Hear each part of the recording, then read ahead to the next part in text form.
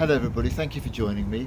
Today Terry Gilliam is 82, well known for producing, directing, writing a number of films, but primarily known, I suspect, as a member of the Monty Python team. He started off as their cartoonist, he did all the drawings, but became eventually a fully fledged member of the team. And one of the parts that he played was Cardinal Fang in the series of Spanish Inquisition sketches.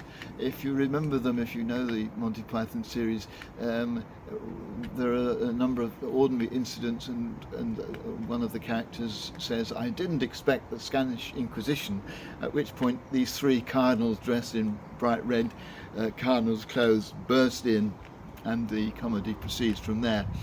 But he played Cardinal Fang in that series of sketches.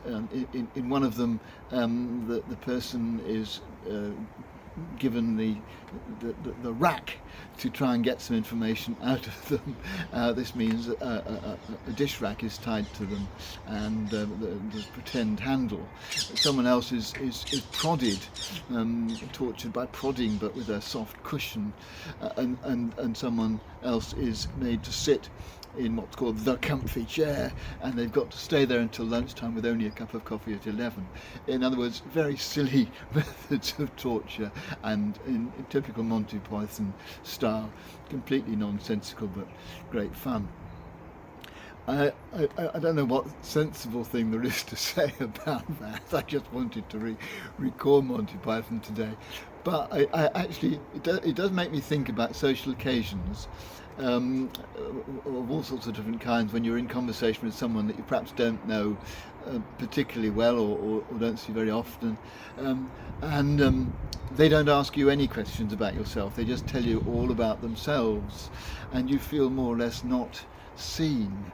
Or the alternative is where you meet with someone who won't tell you anything about themselves, but they ply you with questions that begin eventually to become a little bit oppressive, and you feel you don't want to give away quite so much information. There is a balance, of course, isn't there, between being asked too many questions and not being asked enough, and that's being asked just the right amount, the amount that will enable you to talk and share something of yourself without giving any more information away than you want. And I really appreciate that kind of conversation. That's how friendships grow, isn't it?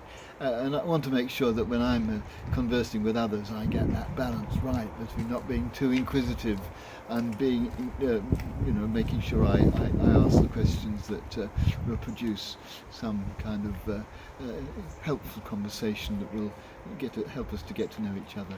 So I'm just going to remember those kinds of conversations today, and just be grateful for when I have them, and for where they sometimes lead in terms of friendship and companionship.